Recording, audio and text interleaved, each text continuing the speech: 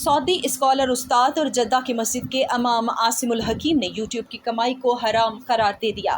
Twitter پر عبد المقتدر نامی صارف نے عاصم الحکیم سے سوال کیا کہ یوٹیوب کی کمائی حرام ہے یا حلال، جس کے جواب میں اسکالر عاصم الحکیم نے لکھا کہ یہ حرام ہے۔ عاصم الحکیم نے یوٹیوب کی کمائی کے حرام ہونے کے حوالے سے اپنے جواب میں مزید کوئی وضاحت نہیں دی۔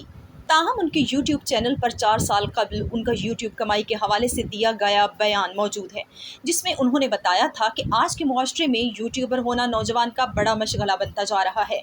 اسلامی نقطۂ نظر سے یوٹیوب سے کمائی کرنا حرام نہیں ہے، لیکن اس کا انحصار یوٹیوبر کے مواد پر ہے جو وہ یوٹیوب پر اپلوڈ کرتا ہے۔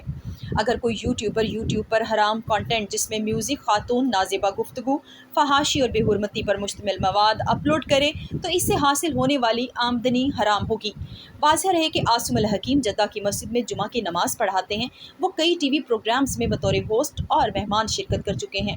اس کے علاوہ اسکالر عاصم الحکیم ایشیا یورپ کی کئی یونیورسٹیز میں لیکچر دے چکے ہیں۔